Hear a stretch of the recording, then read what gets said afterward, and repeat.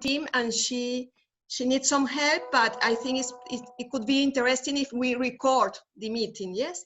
Okay. Yeah. I am Carmen America Fiñe. I am a researcher and professor at Simón Bolívar University in Caracas.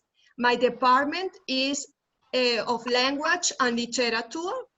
And right now I work with the emergency education areas.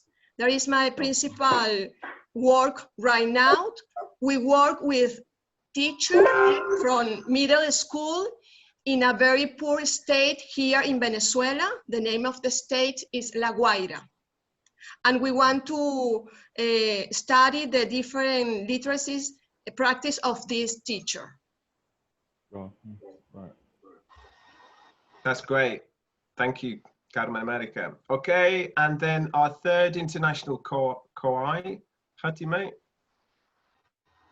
Hello again, everybody. I am Hatime Çiftçi from Istanbul, Turkey. So I am an assistant professor of applied linguistics and TESOL at MEF University here in Istanbul. I got my MA degree from Middle East Technical University, again in English language teaching, and then I got my PhD from University of South Florida, second language acquisition and instructional technology. Well, I have been teaching undergraduate and MA students.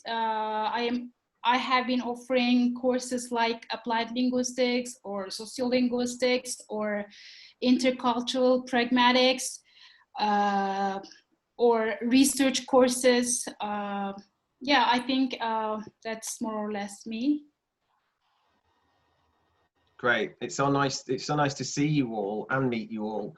Shall we go through our UK co-Is now in the same order? So we'll start with Ghana, then it was Venezuela, then Turkey.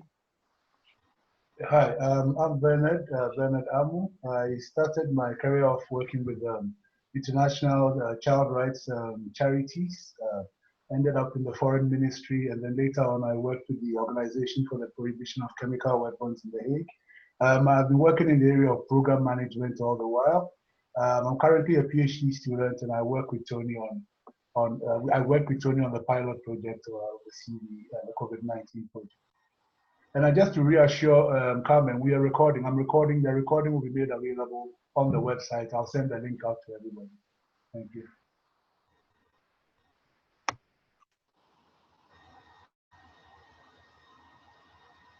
Ready, my turn. Yeah, okay.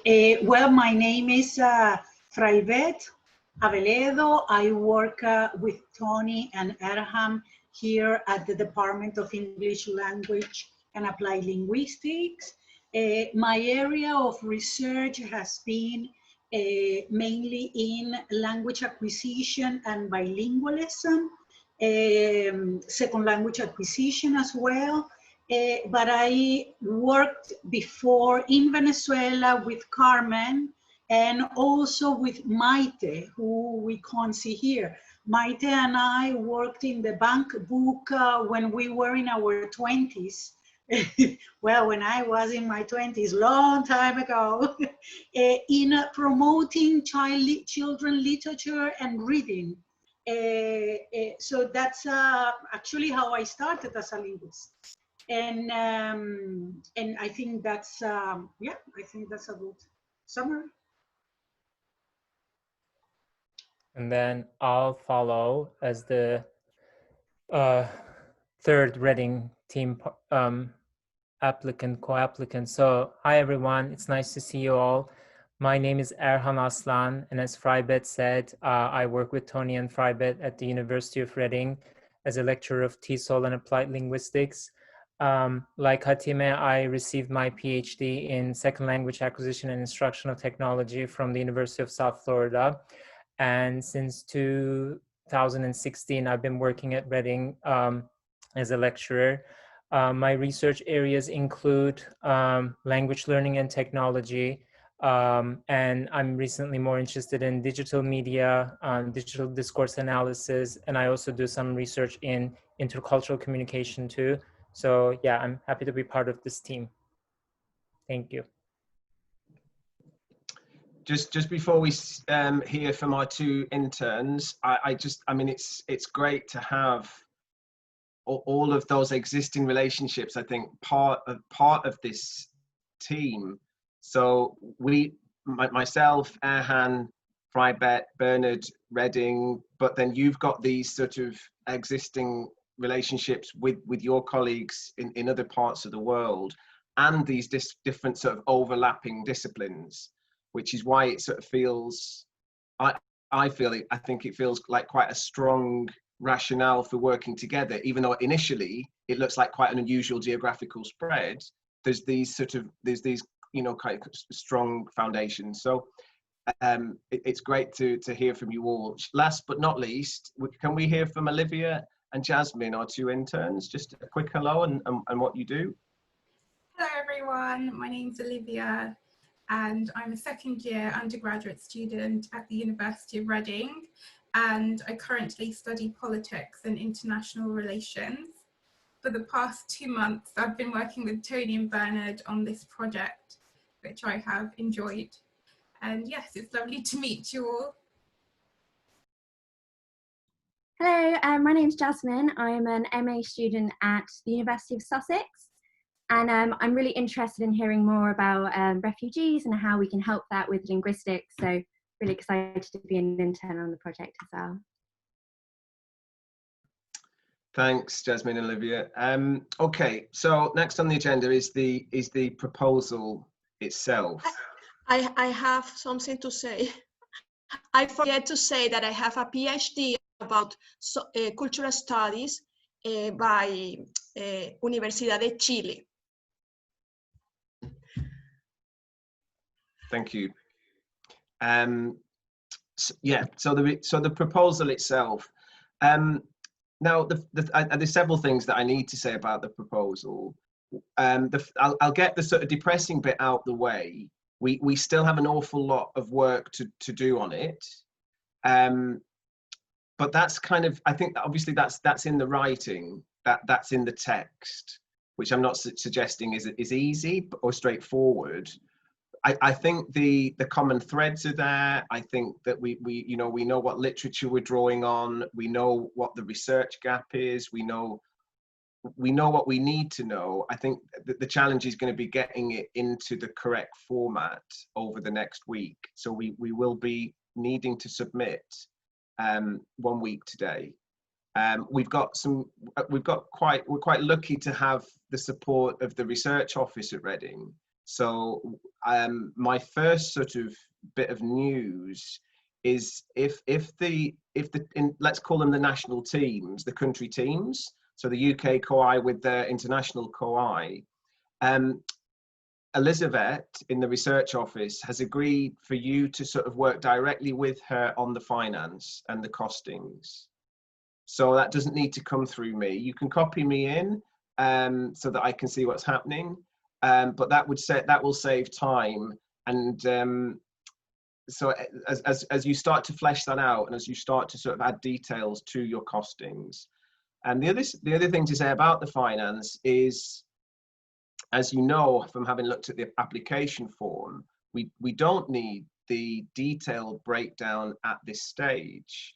Obviously, you need the detailed breakdown to work out what your total sum is. But the detailed breakdown will come at the next stage if we get through. That's when we have to provide the detailed costings. But still, Elizabeth has agreed to sort of liaise with you directly on that. The feedback from her, she's looked at the first draft. Admittedly, that first draft was, I'd written quite a lot of text that I'm now going to take out and start to insert the text that you're coming up with, where the real detail is. You know, she did feel there was still a lot of work to do, but that it was possible. So I think, you know, we're doing the right thing going forward with such a short deadline. Obviously, that was the UKRI GCRS decision to not give us too much of a lag between having no deadline to putting up the 31st of July deadline. But I think it's doable in the time that we've got available. So what I wanted to do for the first part of the meeting was to just have an overview of where we are with the research proposal. So I wonder, Bernard, what's the best way of me doing this? Shall I share my screen so that you can see the proposal on my computer, or can people go into the website and look at the proposal? They're both possible, Tony, but I think for us to be all on the same page and kind of keep track with each other, I think it's easier if you maybe you share your screen and then maybe we go through Great. section by section. Yeah. Frybet, can you give me the power to share my screen, please?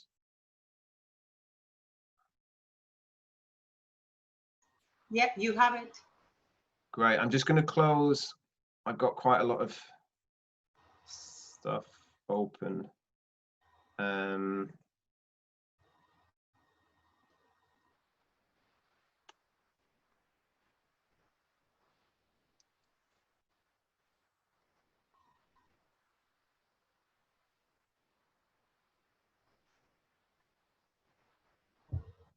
Thanks, Frybet. Okay.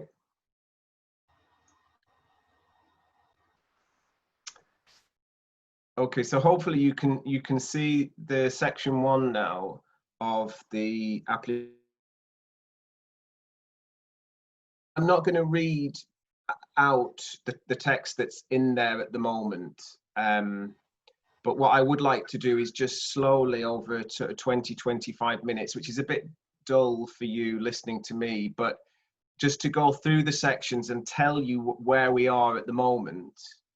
I think it's probably going to be easier is if at the end of that 20 minutes, maybe that's when we deal with questions. I just feel that's probably a safer way of doing it. So if you could make a note of questions, perhaps with the sort of section 1.1 or 1.2, and then we'll go through sections together. So we've got the title, we've got 1.2, which is the scientific or technical summary. Now, the one thing that I wanted to say about this is that, again, this was sort of me having spoken to different members of the team at different points over the last few weeks, trying to come up with something that was coherent for all of us. Now that I've seen all of your individual contributions, I can hone that a lot more clearly and take out some of the sort of variety. I think we need to be really clear what we're looking at. And one thing that I feel we need to take out is the sharing of information about the COVID-19 virus. I don't think it's clear enough to show that there is some sort of trajectory from that to what we want to do about digital literacies. So again, your feedback's really important, and if that's not something any of you have written about, you focus more on the digital literacies and people moving online for teaching or for research. So in terms of clarity, that bit can come out section 1.2. It's what we're looking at in the current RETF project, but I don't think it transfers quite as coherently as we hoped it might do into this project. So then the next section is 1.3, which is a really nice section. Section 1.2 is the sort of scientific summary. This is the plain English summary. And what I've tried to do in this is focus more on why our research project's important, and what I really need to do at this stage. And if you have any thoughts, I'm going to keep using that expression. If you have any thoughts, email me on the urgency. That's what we really need to win the panel over on. Why is our project, or how is our project going to address the urgent needs of our stakeholders in the various sort of stages of the pandemic in the 3 countries that we're looking at? And that's something that I don't think I've really been able to highlight at this stage. So if you're looking at the sections with your partners, then think about the urgency of the need. The next sections are sort of details around costs, and we're all working on those. And you know, I think we can't really get into the detail of that until you've all done a little bit more work on your deliverables.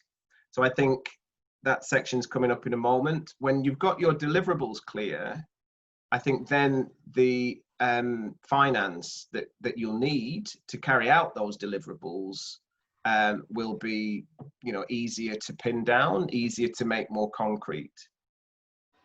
Section 1.7 is really where we feel that our project lies in terms of the GCRF priorities. Now, I've put education at the moment as the primary priority. Initially, it was going to be resilience and then education with the second. But again, from looking at what you've written, it seems to be far more about education. So I think we are on safer ground talking about education, and maybe resilience is the secondary theme.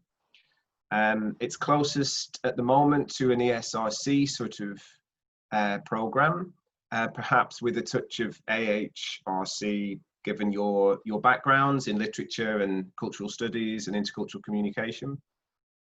And I've also ticked the global benefit box because one thing that I wanted to sort of flag up, which I think is really positive about our bid, is that we've got some really strong partnerships with international agencies.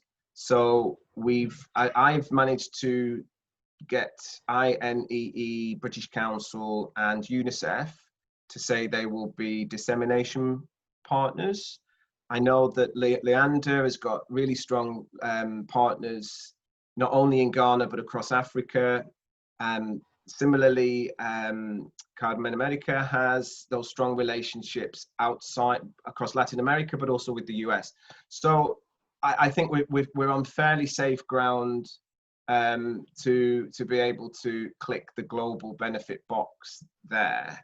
And I think at the moment, just the nature of webinars is that whatever kind of dissemination platform we use, I would hope, given that we're all online, we're going to get people from different countries joining us and finding out about our recommendations.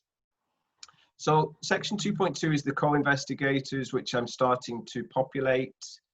Project partners, in yours, I think I've given the same bit of feedback on the 3 drafts from each of the 3 countries. We need to be much clearer who your project in-country project partner is. Now, I know I sort of hadn't spelled this out initially because I wanted to see sort of how you tackled this, your in-country relationships. But what seems to have sort of emerged is that we have the COI institution, and then we have a key project partner in that country. Venezuela, Simón Bolívar, with the high schools in the districts. So try to now, at the next draft of your relevant sections, try to say a little bit more about what your partner does and what specific digital literacies they're involved in. Are we trying to gain access to and understand? And, you know, again, we're using digital literacies in its broadest sense. Everybody is having to be digitally literate at the moment, even if they're not involved in education. We've all moved online. So we mean digital literacies in its broadest sense. So what are those literacies that we are interested in relation to your specific partners? Okay, maybe I will stop there. I think it probably is a good idea, is if I just pause there for a moment and ask, is there any questions or comments? Yes. Well, regarding the project partners. So could you tell us a bit more about what we should show here? I mean, what these bodies, they are looking for in this section, so we know better.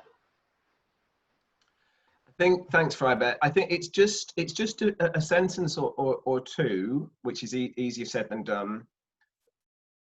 Names are good. Like what can you name? I mean, I think we all tend to talk quite generally about our research, but if you can name specific schools, name the kinds of, in your case, in Carmen's case, that the lessons, the specific lessons that are being delivered by the teachers that we want to work with, and name the specific materials that Carmen is involved in with those teachers.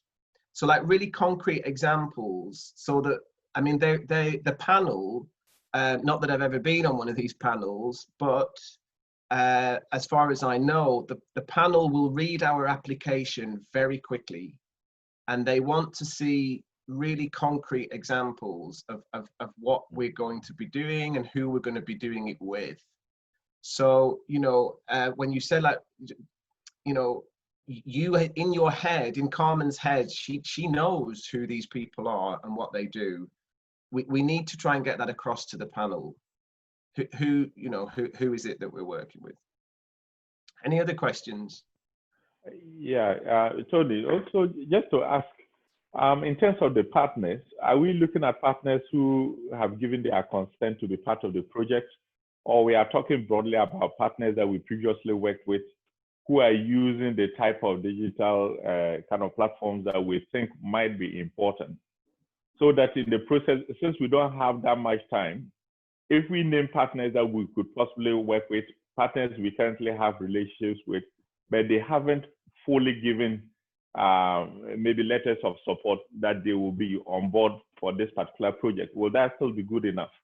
Or should we get a firm confirmation from the partners before?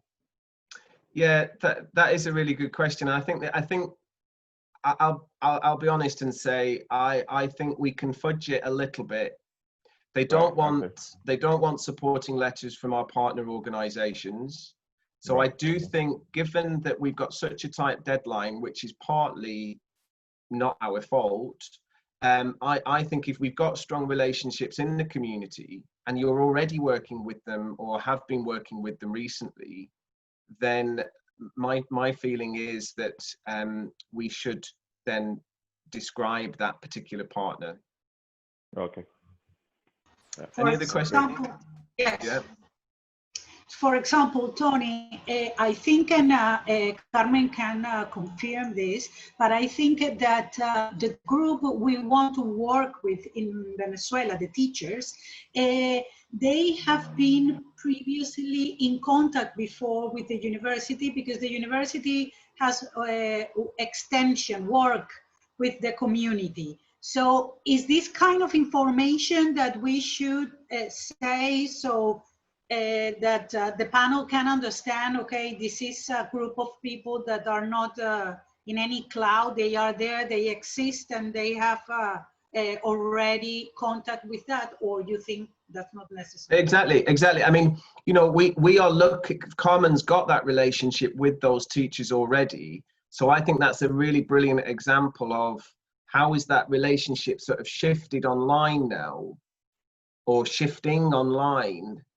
And you know what you know, the training that she's already run with them, we need a sentence about that. I know that's really difficult, but a sentence about that, and then a sentence about how that group of teachers or that school are now starting to move online.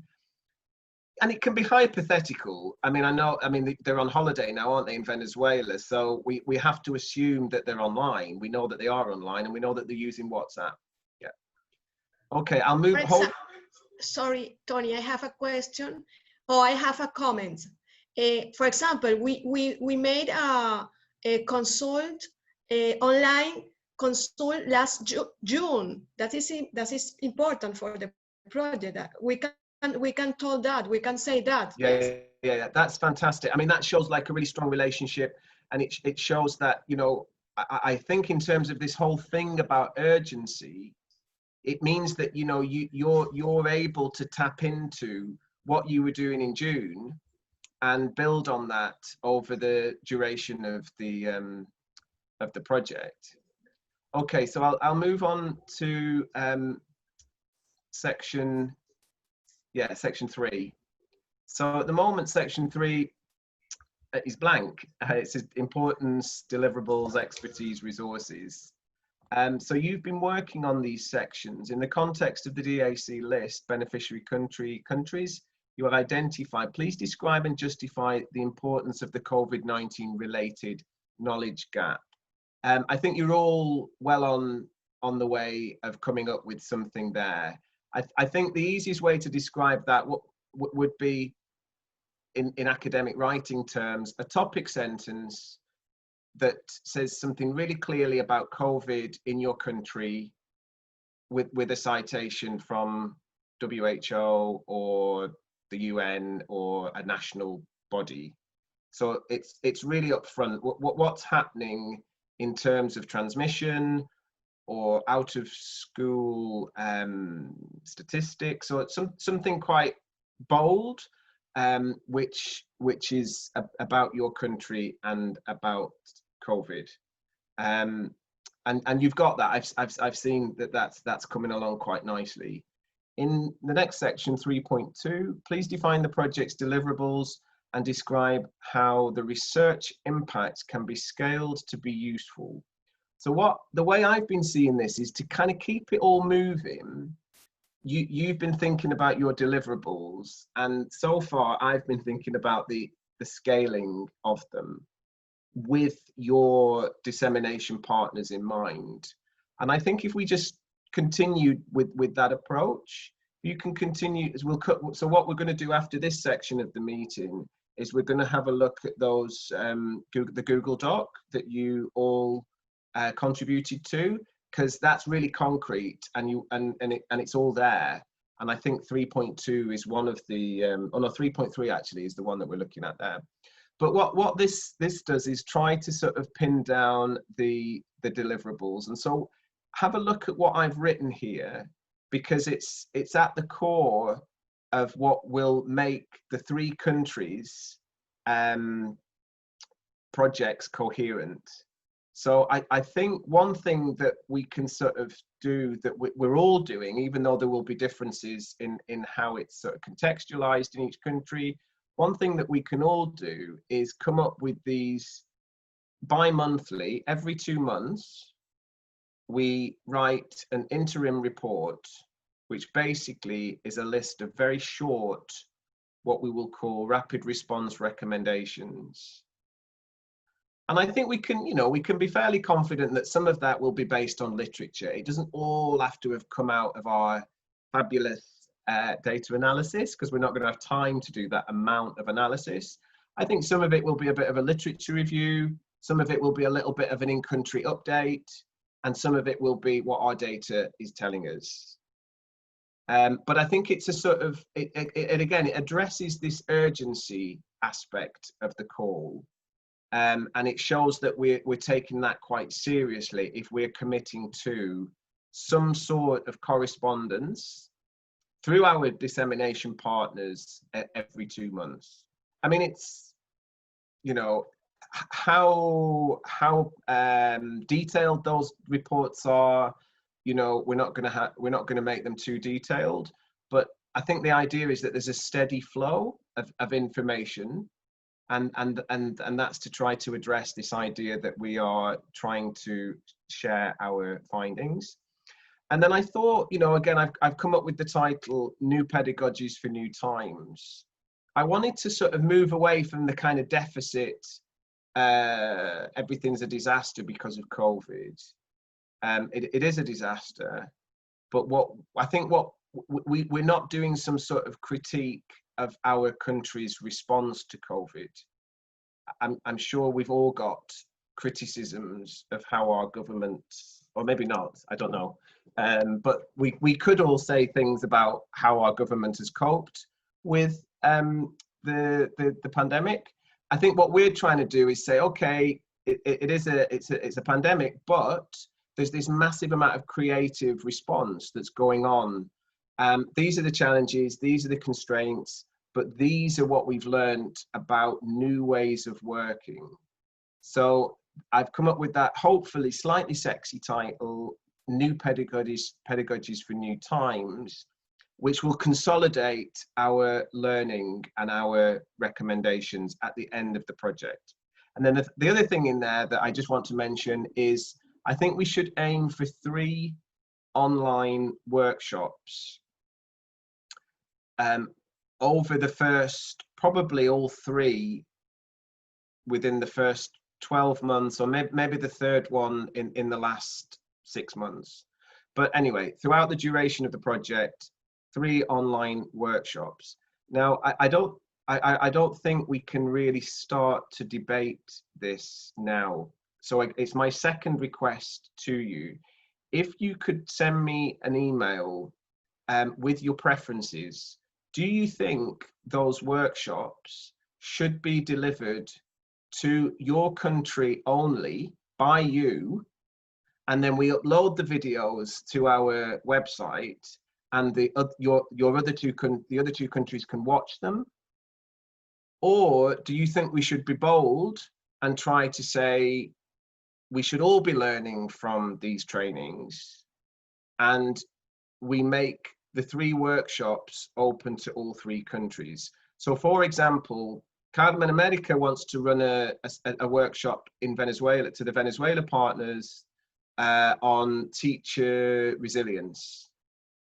Should that just be in Spanish for Venezuelans, or do we want to budget in a translation for that and either have it subtitled, you know, she can deliver it in Spanish, but we subtitle in English, and it goes onto the, well, not that just that it goes onto the website, but that we run it synchronously for all of the project partners. I'd like your thoughts on that. I don't think we should debate it now, but I'd like your thoughts on that, because the second option is a bit more unwieldy. We're getting quite carried away if we start trying to make something quite specific to Venezuela, do you know what I mean, relevant and interesting and useful for Ghana and Turkey. It means that we might lose something in the training. So I don't know. Please send me your thoughts on that. Okay, the next section is section 3.3. I'm not going to say anything about that now, because we're going to go to your Google Doc in a moment and have a look what you've written for 3.3. So I'm going to skip over that. 3.4 is, please describe how you will be able to deliver the proposed research in the current climate. I've drafted that because I think that needs to be like a really coherent response to how we are all working online, we're all training our community researchers, we're all using the virtual learning environment. So there might be sections that are more kind of country specific, and then a section that is more generic for everybody. So that I hope by doing it that way, we show them that we are thinking about your individual contexts, but that there's something really coherent about what we're proposing. So 3.3 at the moment, I think, is a bit more country specific. 3.4, I write and is more generic. And then 3.5 goes back to you and your expertise. I've put a load of stuff in here just so that we had something in it, but I think you will all need to come up with your team's necessary expertise, and you've already started to draft that, and I think that's a really strong section. You've all got such fantastic experience in your different fields that I think we can come up with something quite strong for that part of the proposal. 3.6 is please provide a brief description of the resources required in the different contributing environments. I think this is the most empty box at the moment, because until you get your partner relationship pinned down and your deliverables, you're not going to know what materials you need. Okay, now third request to email me. I feel really strongly that the more that we say this project is going to be delivered 100% online, the more likely we're going to win the funding. The more we start to say, but we'd like to do a little bit of offline training when social distancing allows, the more they're going to want to see a mitigation plan for if social distancing doesn't allow that. So I think in theory, we should be aiming for something that looks very virtual. But in practice, I guess, like me, you're probably all keen to not do everything online. You know, we need to meet with people and interview people and hopefully see them in their everyday settings. So I wonder if you could send me an email making a case for the offline component. If you feel really strongly it needs to be that there needs to be this offline component, send me a separate email saying this is what the offline would look like, and this is my mitigation plan. This is my plan B, and it could be in a sentence or two that just says, if for whatever reason that really can't happen, there is this online online alternative, or maybe there's not an online alternative. Maybe we suggest that we wouldn't run that activity, which I'm sort of inclined towards. You know, we could say we just don't do the offline stuff, but that messes up our budget. We can't then budget for something that may or may not run. So it's a tricky one, but I'd like to hear your thoughts on that. Okay, section 4 is gender equality, and I'm hoping that you can help me with that section. I didn't flag that up in the previous week's workload, but you will all have experience in country of how to demonstrate gender equality in the work that you do, and how to articulate that, and that's going to be different in each country. So when we're redrafting, I'll need your input.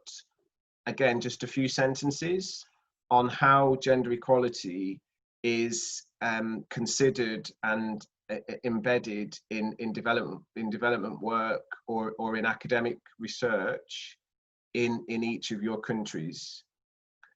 Section 5 is community engagement.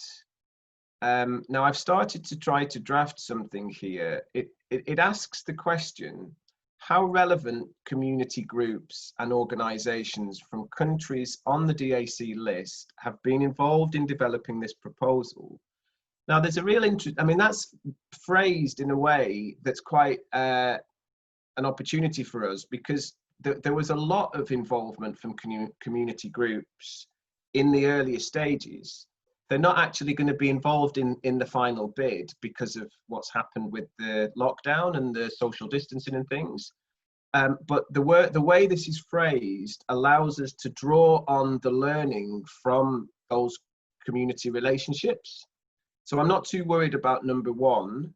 But number 2, the ways in which key beneficiaries and stakeholder groups in the DAC list will be engaged to ensure opportunities for them to benefit, that does need to come from you and from your partners.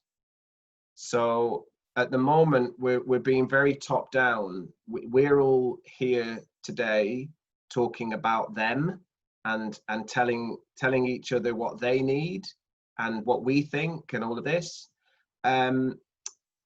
section 5.2 will have to look much more participatory and much more stakeholder driven. You know, that there are certain words now like co-creation, like collaboration, which I think we need to be using in this section to show how this is like a bottom-up enterprise. So please keep that in mind as you redraft your partner deliverables. Section 6 is the big section, and I will start. I mean, I've written most of it. I wrote it's got to be 2,000 words, and I've written 1,500, which hopefully you can see is by far the most detailed section. I'd also asked you to come up with your input on this, which you've all done. So I'll start to take out some of my text and I'll start to insert some of your text there. And then the final part is the ODA compliance statement, which Elizabeth is helping me with. Okay, so I've moved through quite quickly, I realize that, but I just wonder now if you've got any questions or comments on any of those sections.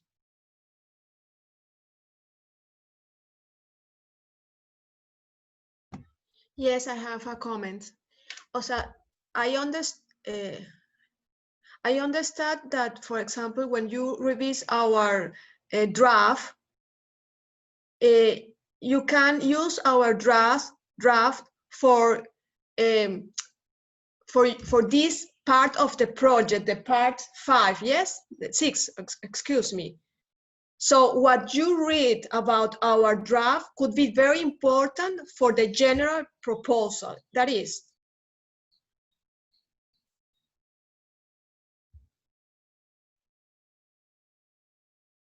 Just, I'm not sure what I understand what you said at the beginning, Carmen. I'm not sure what your question is though.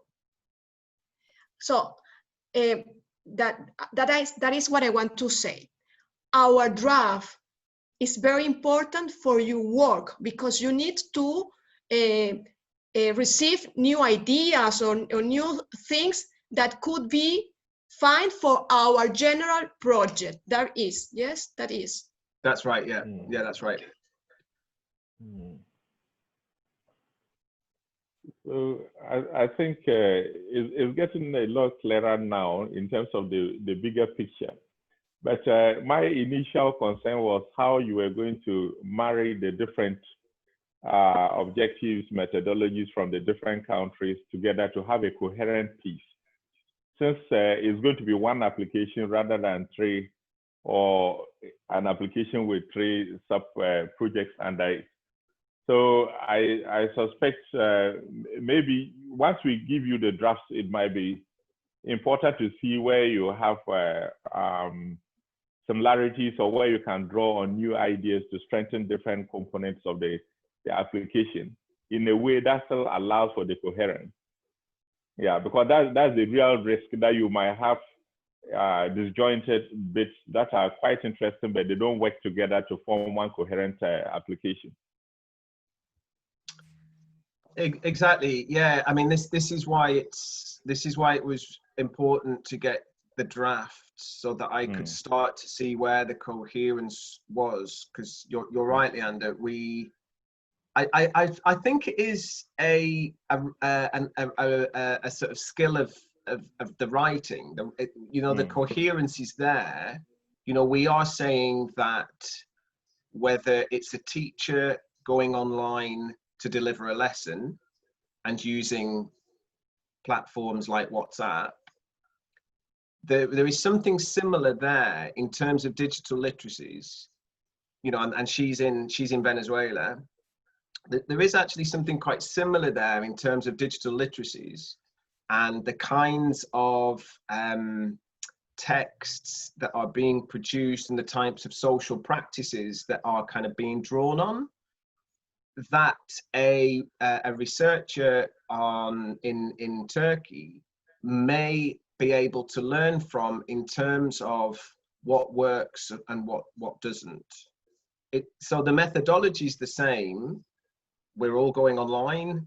We're all increasing our social media usage. The texts are different, but the social practices are something that are worth exploring because there's commonalities there. So I'm in agreement, but I do feel quite strongly that, you know, there is a coherence. That the job is to draw out that coherence in a week. Tony, can I ask a question about that in relation to coherence? As far as I understand, I mean, just correct me if I'm wrong, and everybody else as well, the research questions and the key theme areas that I saw at the beginning of the application.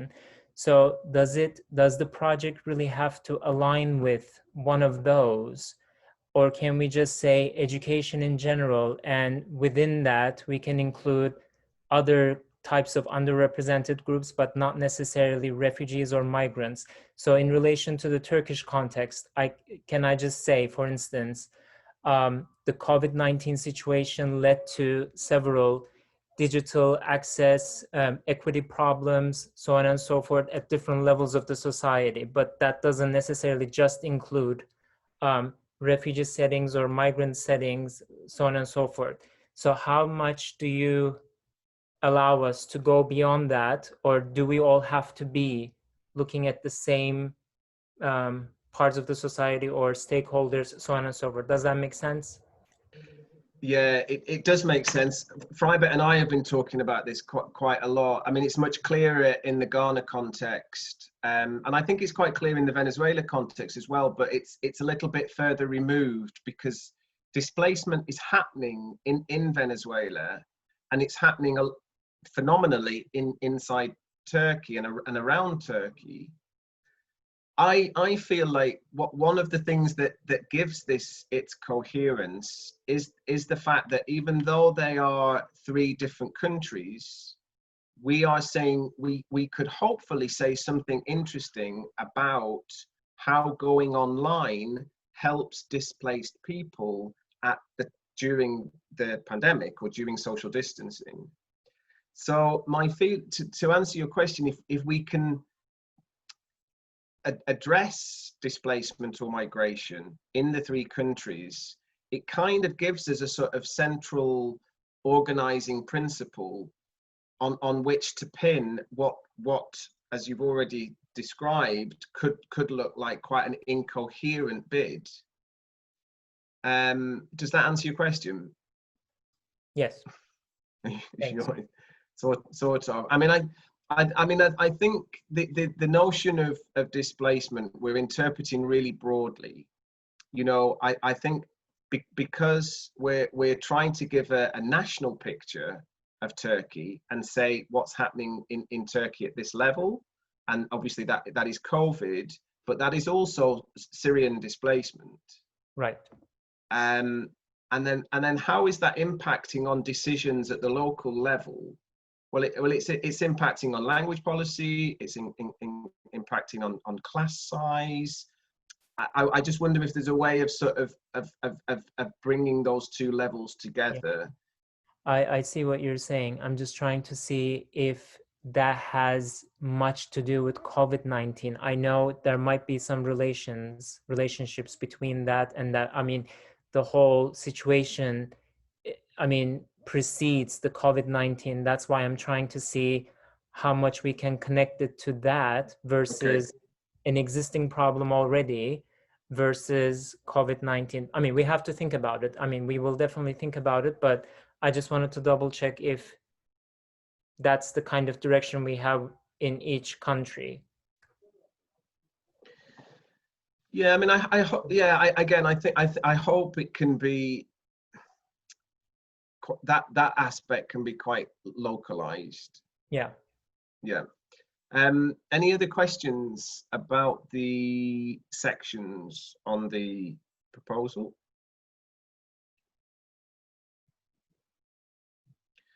Okay, so what we could do now is hopefully kind of like funnel down.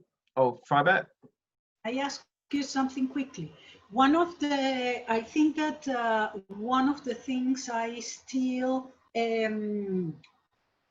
struggle a bit to grasp is that because we are analyzing these social practices, yes, and we don't know what we're gonna find, then it's a bit difficult to see in a methodology or for example, in the deliverables, Carmen, we really would like to create this framework, something that will advise, give some first advice about resilience in first responses, no, regarding to COVID. However, so far, because the data is so wide, we don't know what we're going to receive for creating that. So I wonder if we need to be more specific in the methodology, you know, about the sort of information that we would like to focus, capture, looking for make this, for example, this framework. I think, yeah, I do, yeah. I mean, partly it's in the nature of the methodology that, you know, it's not an ethnography, but if we try to see it in terms of that sort of ethnographic approach where we just want to know what's happening. Yes. And then, so, you know, we need to explore what's happening before we start to impose, you know, too many frameworks. So my feeling is it's okay to say we will come up with a framework based on our findings, because, you know, as a very sort of qualitative kind of, you know, researcher, that's the nature of the beast, isn't it? That's the nature of exploratory research. So I know you're pulled towards something more concrete, but I wonder if this stage we can just say I mean, we shouldn't be second guessing because so much has changed in the world, and I think that works in our favor, you know. So, you know, I've worked on policy and in refugee settings, and I think there's a fair amount of goodwill around waiting to see. They're often such unknown settings, and there's such a gap in the evidence that identifying a deliverable as a set of recommendations without saying too much more, I think we're on reasonably safe ground. Okay. I know that you in your methodology is clear that you say, okay, we will detect topics after exploring, and then we will move toward these topics. So yeah. You think that we can be, you know, we don't have to be concrete and specific. Yeah, okay. And well, I think, you know, again, these are, you know, I know your background is much more in sort of, right, your outputs are academic journal papers. You know, I mean, if you look at a lot of policy documents, they lack practical solutions, a lot of them. They can be quite vague, you know, they can be quite, you know, because you're caught between coming up with something concrete that works in one context that wouldn't transfer to another context. So, you know, that's the greatest challenge of working on sort of, you know, working papers type outputs. You know, it's not always easy to pin down, to turn findings into recommendations.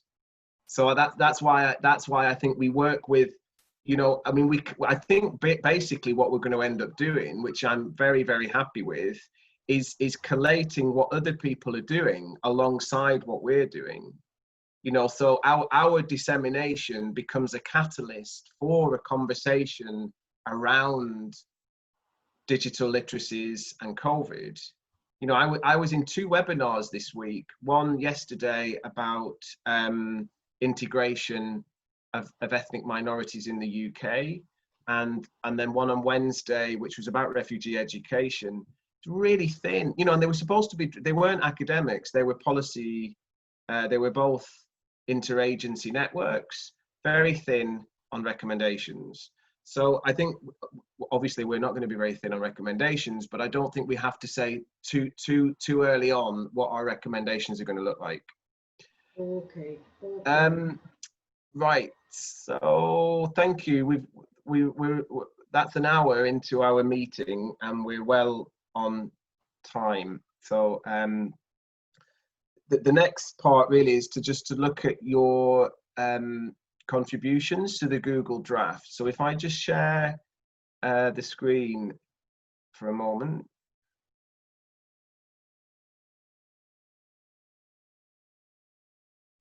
And what I thought, can you all see the document?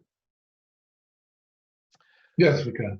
Yeah, I thought what we would do here is look in a little bit more depth at kind of what you're suggesting. I know this is putting you on the spot a little bit because these are your first drafts, but I only decided to do this when I saw kind of how concrete they're already looking. So I think, you know, that there's a lot here, and most of it really is about finessing it. Anyway, so if we just deal with 3.2 maybe, and then we'll have questions and comments. So 3.2 is please define the project's deliverables and describe how the research impacts can be scaled to be useful to your country.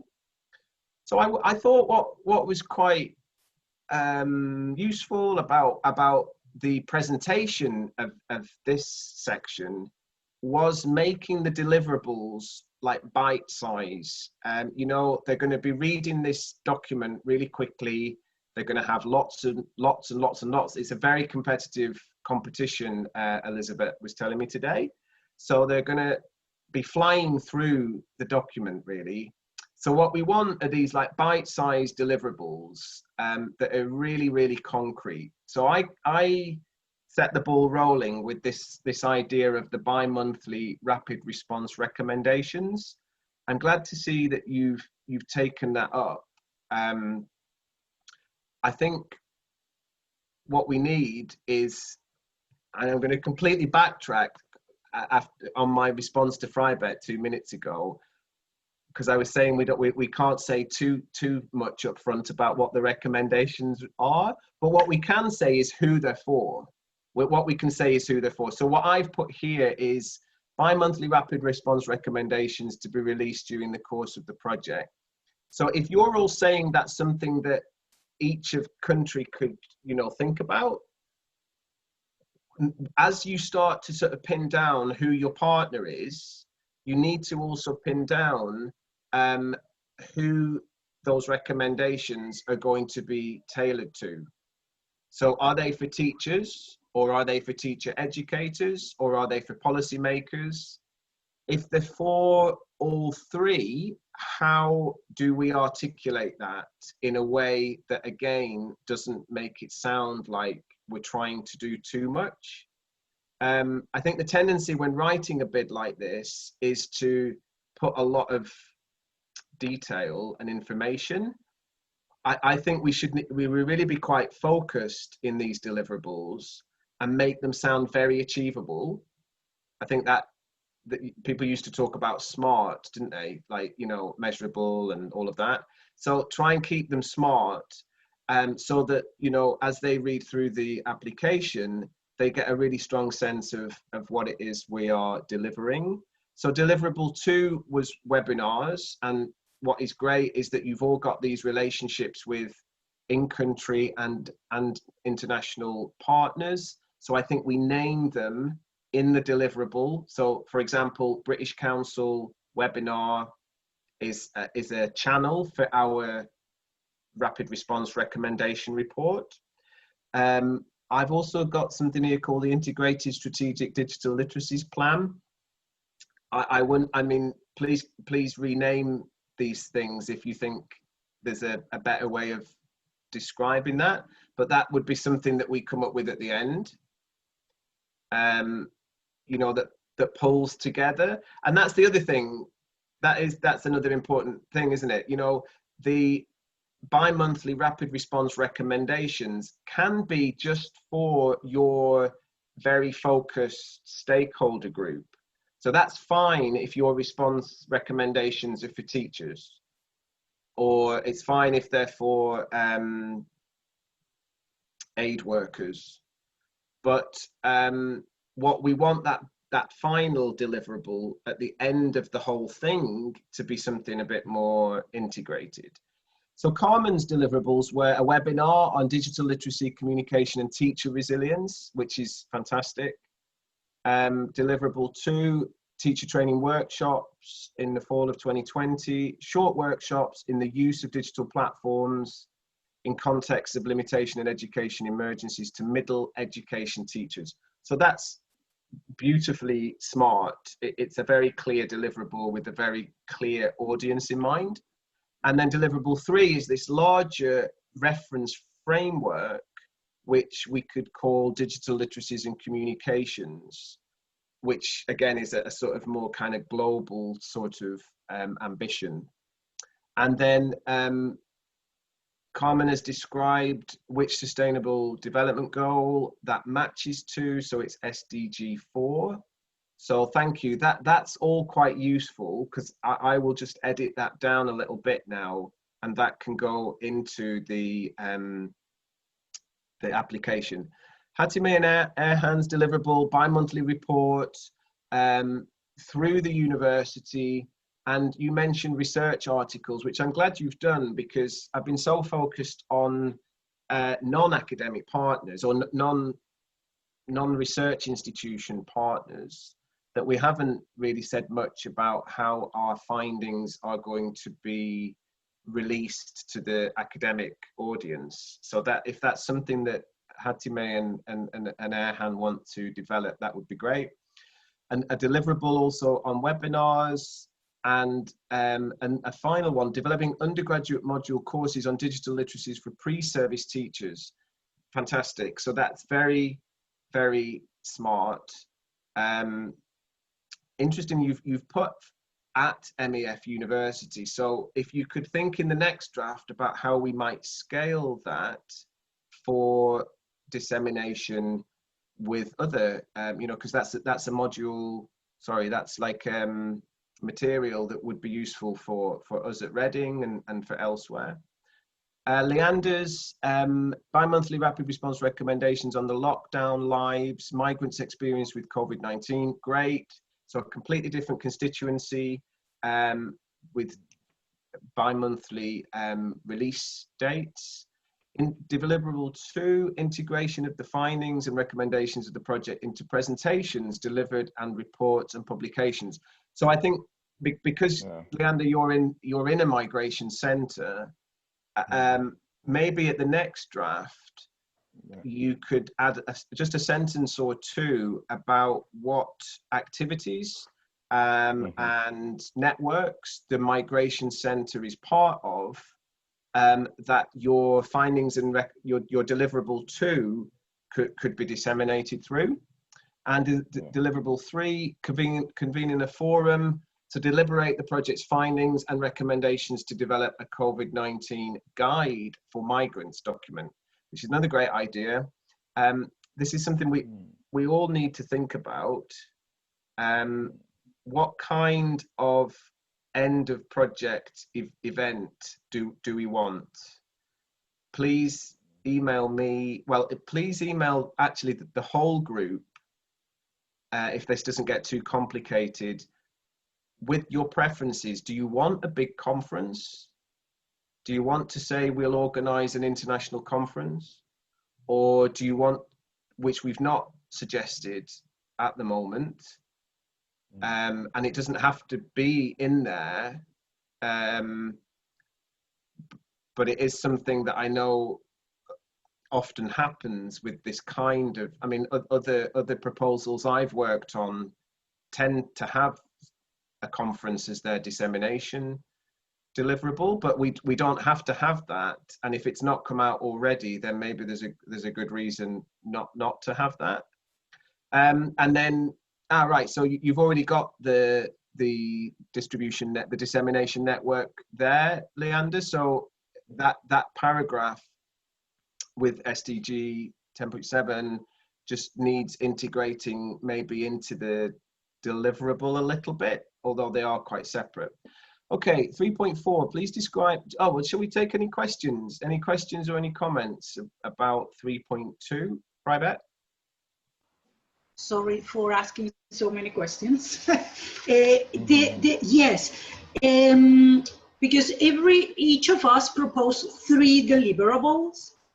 My question is, in the whole draft, in the application, are we gonna keep these deliverables separated, of course, and we are gonna have some common ones? So my question is, for example, the report, are we all going to include this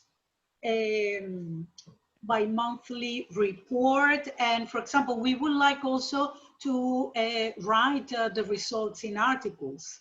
So, yeah. So how shall we deal with that? Shall we just put them as more deliverables, or?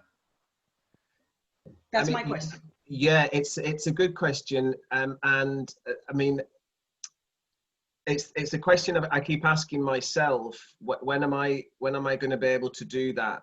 I think I need to see all of your individual deliverables before I can fully decide how they go in. I mean, you need them anyway, obviously, to cost things and to you know, design your in-country project, and they need to go in, as you've just described them beautifully. They need to go in, but I don't know how much country level detail we will actually make it into the final application. Okay. I was thinking there is a way of coming back to things in other sections. So there's the section on deliverables, but then there's also like the section on how community-based organizations are going to benefit from this project. So I was thinking there's a way of like getting the deliverables in there again. So you sort of introduce them at one point, and then you return to them and sort of flesh them out a little bit later on. So as the panel read through it, they start to get like a deeper understanding of where the detail is. So I think the answer is that they will recur at different points in the application. Okay, thank you.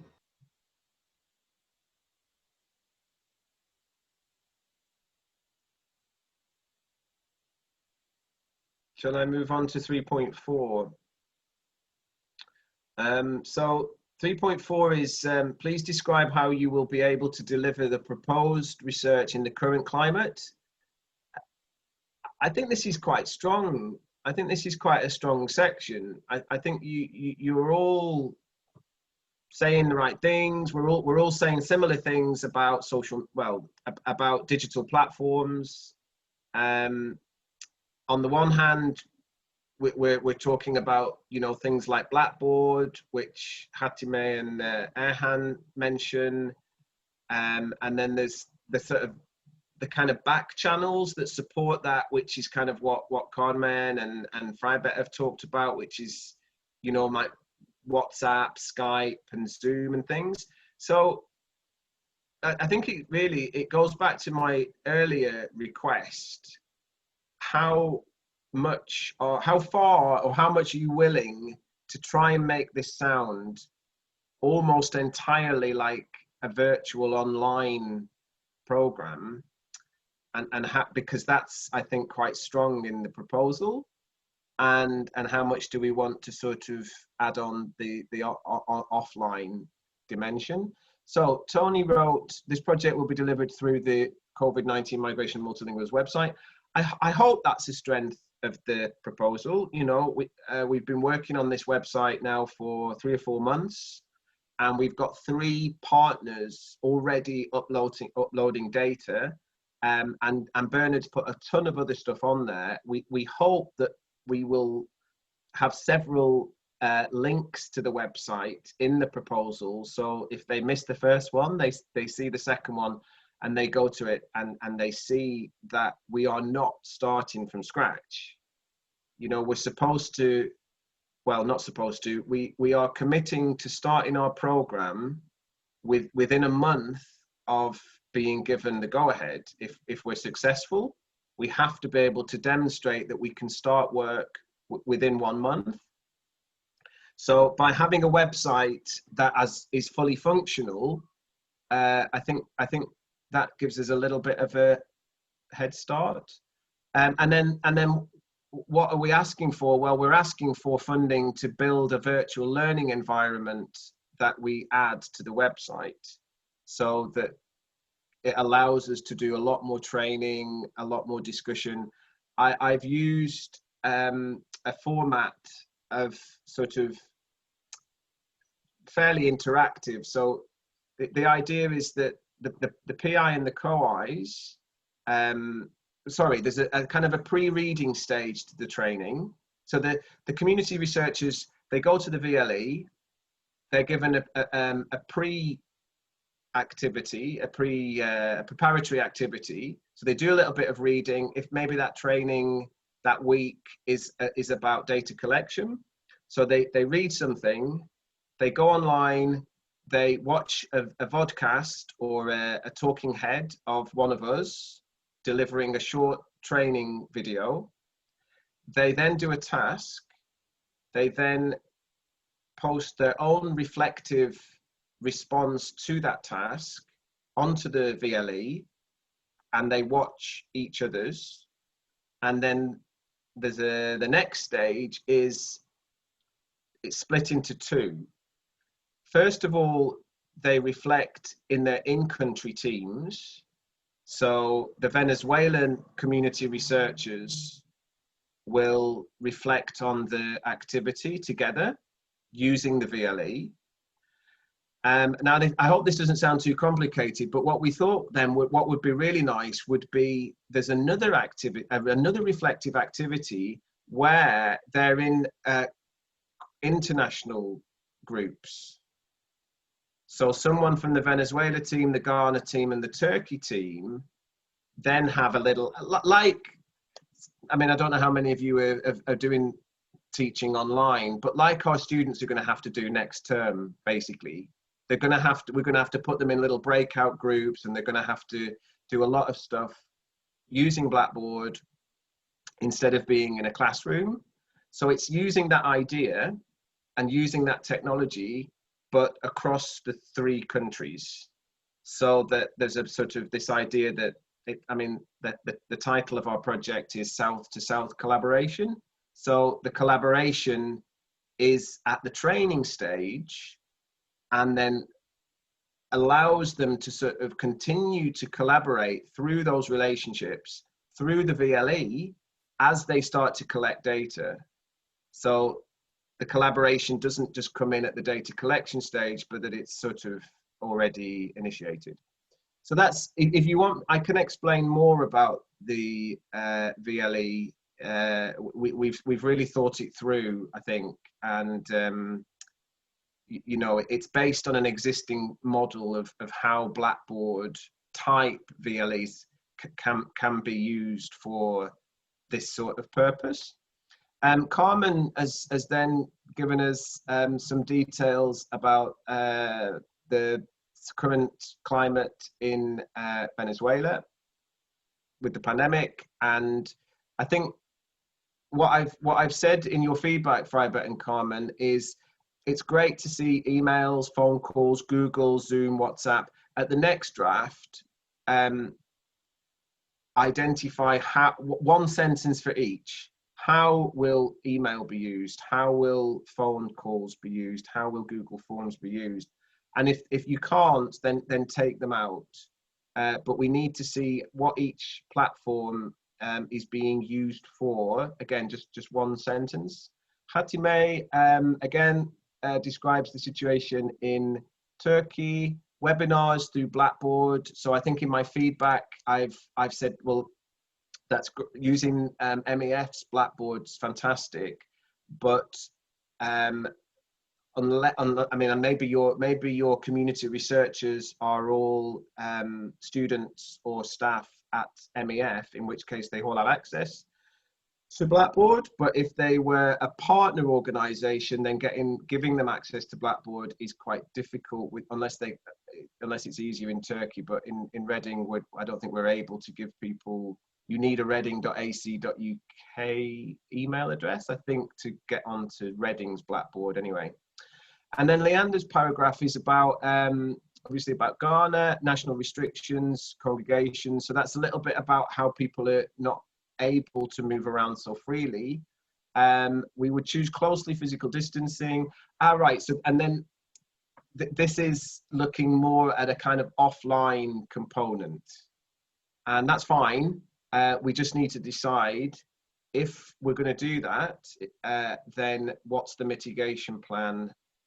And it doesn't have to be like a really fancy plan, but what are the 1 or 2 sentences of mitigation that we would need to add at the end of this paragraph that shows we are responding to the social distancing measures that may be imposed. Okay, so any questions or comments about that section?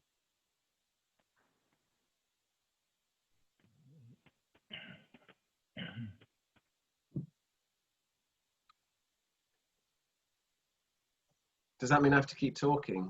Okay. Right, Private, no. come on. Thank you, Private. All right, okay.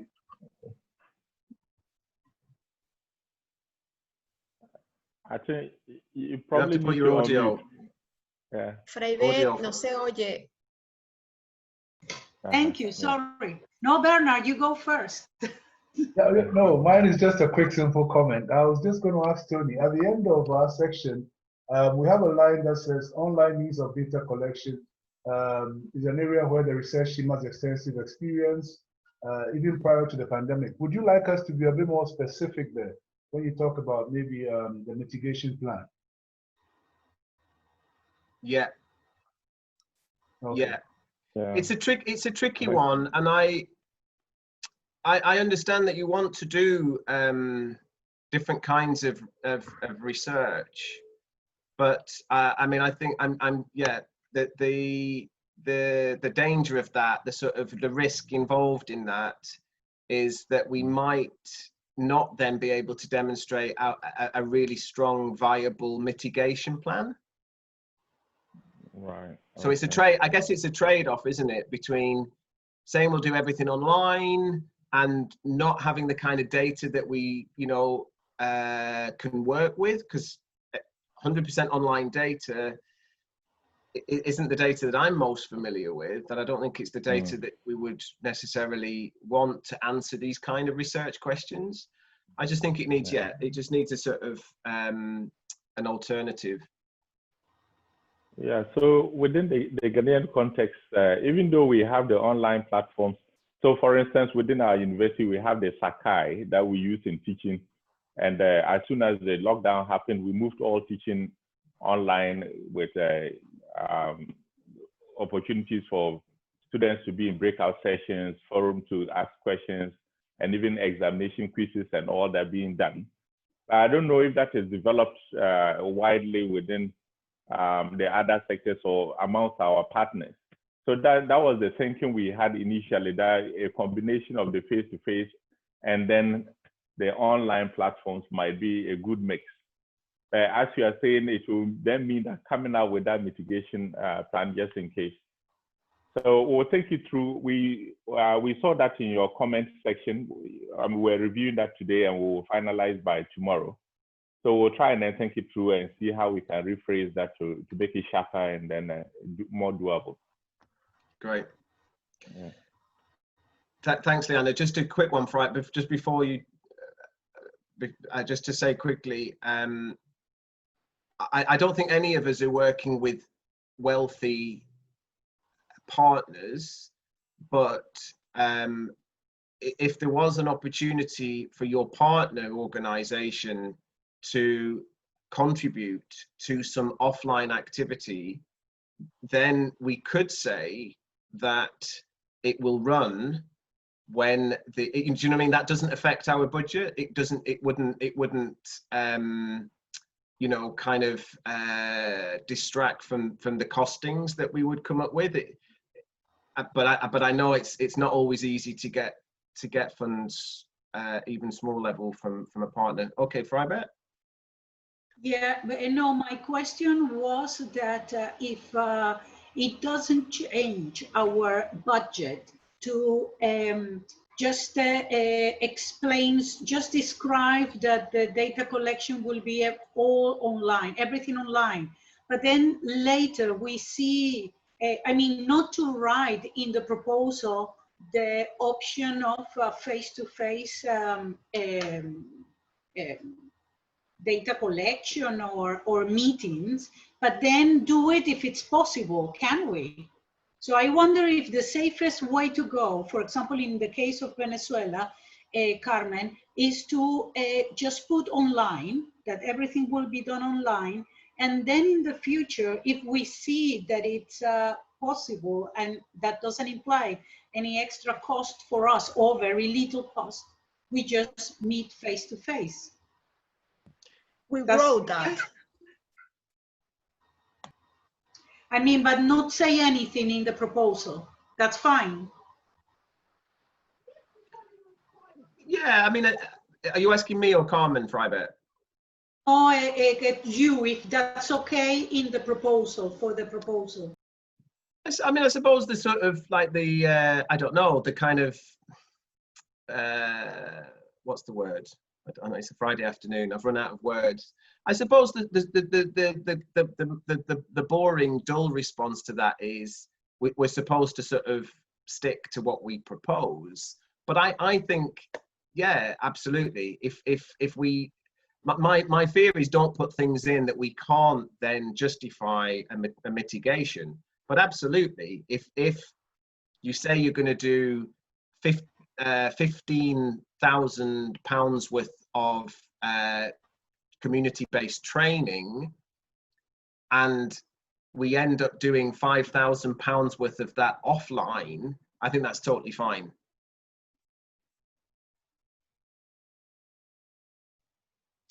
Okay, thanks. So the last thing on my list really is to talk about a timeline to submission. Makes it sound like we've got a long period of time to do this. We obviously don't have that. I think I didn't really have too much to say about this. I thought I'd wait to hear what your questions and comments were, and play it by ear a little bit. You've all agreed to have your second drafts back to me by the end of Monday, which is fantastic. So thank you for, because that will obviously involve some working at the weekend. I have one last thing which I wanted to mention, which I'll do that now. Is we've not mentioned an advisory board.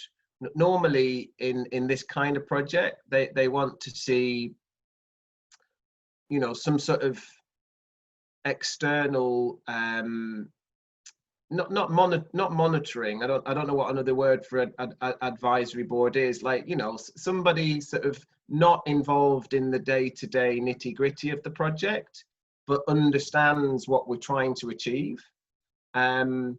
And obviously, if we're going for nearly £250,000, we need somebody to sort of provide that sort of, you know, kind of assessment or whatever.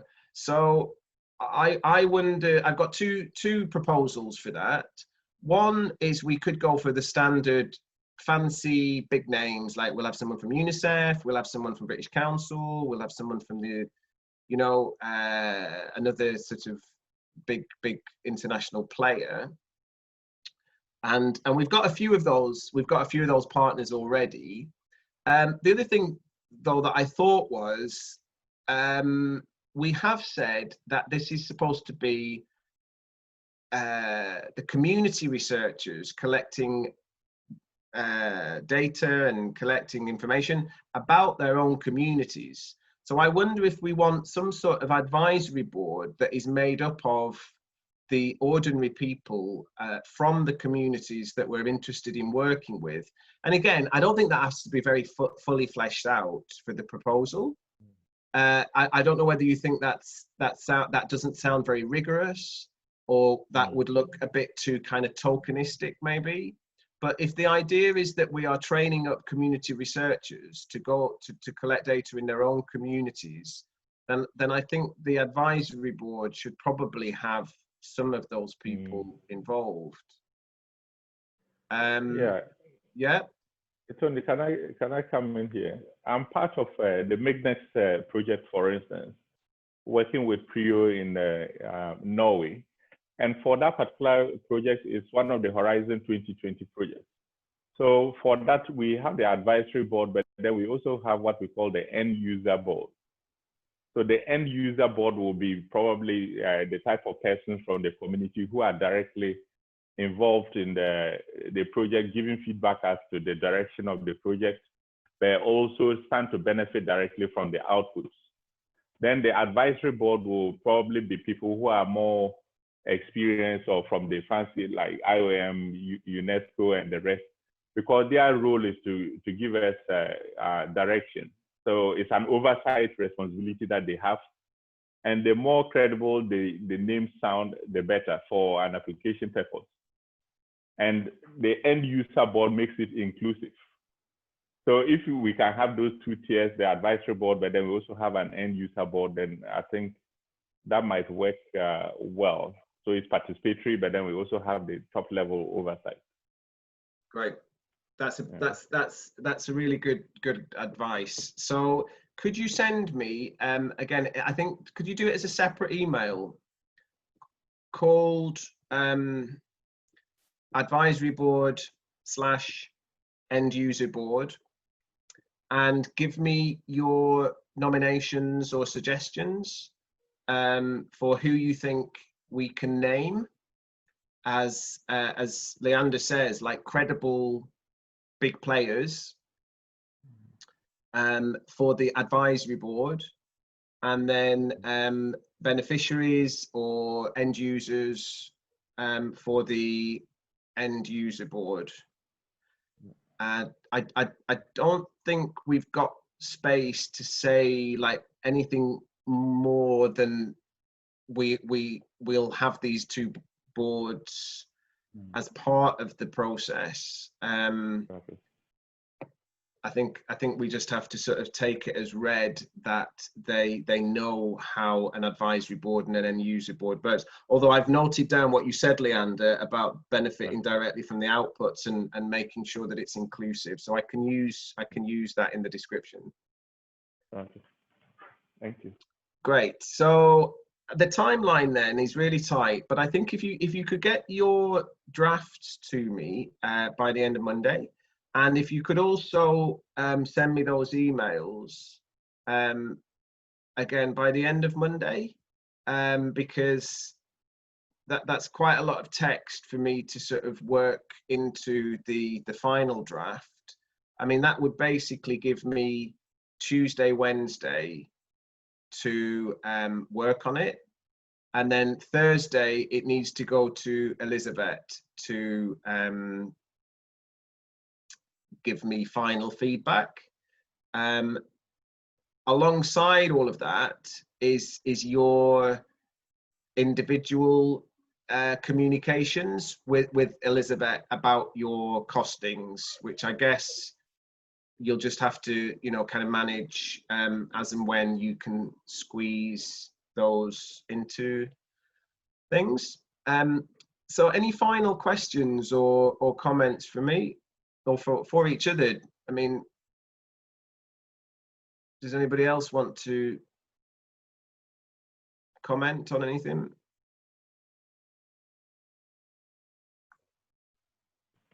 Fribet? All right. Just let me to see if I have this clear. In our case, we have 20 participants, teachers, that this is what we're thinking about. And when we say that there will be collecting information about their own community, do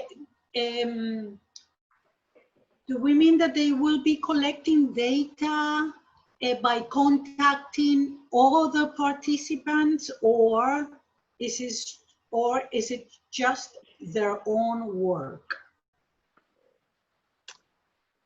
That depends on what you and Carmen want to find out from how they are responding to COVID in their digital literacies. So if your key stakeholder is a group of teachers, then I mean, there's lots and lots and lots of different ways of you sort of, do you want to understand how the teachers communicate with each other online?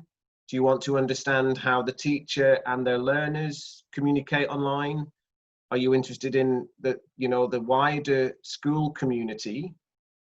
I mean, I can't help thinking of that as an ethnographer. So I would want to look at the teachers within their sort of, wider context. But maybe you just want to look at how the teachers use those materials that Carmen designed, how they're using them, and how they're going to sort of you continue to use them now that they've got to use them online. Private. When we talk about community, in our case, we can understand that the teacher and student community is our own community to study. Yes, we can explore of all this environment. The student community, the teacher community, the director and coordinator education community. I think that is, we can make our study in these ways, for example. My point was whether these teachers, these participants, will be collecting data from others, by for example, they could be just giving us the text that they are using in their communication with students. But another thing is that each of these teachers will be looking at more materials of how all the teachers connect with the students. You know what I mean? Because the training will be different. So that was my question. But if we could be... Yeah, I think Carmen's bandwidth, it keeps telling me that Carmen's bandwidth isn't very strong, but I think I sort of understand what Carmen's saying, that her approach to her, because she's got this background in education in emergencies, is looking at the whole community and trying to understand, the teachers' practices and how they sort of are overlap with the practices of other people that they come into contact with. Okay. Any other questions or comments? Yeah. Sorry, Tony, can I ask a question which is more of an administrative kind of concern? You said that we don't need letters of support from our partners per se, but I still do think that there are some key supporting documents that you will need before you are able to submit the application. On our part, we had a little challenge getting the institutional letter of support, but then that is moving very fast, and there's hope that latest beginning of next week, we might actually get it. We've had to move very quickly, yeah. So if we were to secure that letter of support from our university, will that be sufficient, or will you need letters from the other partners? You did mention it earlier on, but just to be sure that that will be enough to proceed. Thank you for checking, because we thought we would need letters of support from the partners. Elizabeth has checked; she's checked with the funder, and she's saying now that we don't need letters of support from the partners, just from the co-investigating university. Okay, that's great. Yeah. Yeah. Thank you. Okay, right. It's 16:41 in England. I don't know what time it is in. Are you an hour ahead in Ghana or an hour behind? An hour behind. An hour behind. Okay, so it's early afternoon. Carmen's really far behind. What time is it in Venezuela? 11:45. Oh, the day has begun. And Turkey is 2 hours ahead. Yeah, I am 2 hours ahead of you, so it is 6:40 p.m. right now. I hope Wow. you've no meetings after this, do you, Hatime? I don't know. That was the final one today. Maite is in Colombia, Tony. Maite is in Colombia. You're in Colombia. Even earlier. Oh, wow. He's in Bogota. Yeah. Right. For work or for pleasure? For work. Well, I am, at this very moment, I am an immigrant. In Lima? Immigrant. Ah, okay. Immigrant. Sorry. Okay. Oh, okay. Yes. Well, thank you, everyone. It's so nice to see you all, and I know it's been a lot of work, but I think we've got a really nice project, and I just hope we can get the text, come up with the text in the next few days. I'm sure we can. I'm sure we can with all of your backgrounds. So I think what we should do then is I won't suggest another call. I mean, I can speak at any time next week if you want to have a quick one-to-one or one-to-two call. I think we've got too many other things to do to have another group call. But I do feel as though we should try and have a group call after we've submitted. I think we can keep our fingers crossed and hope for the best, because we've still a bit more work to do on the costings. And I think we should try and keep that moving between now and hearing the decision, because if we wait till the decision, there'll just be so much more than we need to do, and we have to get started within a month. So I suggest the next group call is after we've submitted, so that we can see how we're going to sort of move to the next stage. But for now, thanks again, and I will talk to you all next week. Have a great weekend. That's great. Tony. Take care. Thank you. Bye, everyone. Thanks, everyone. Bye. Bye. For everyone. Bye. Take care. Bye-bye. Bye.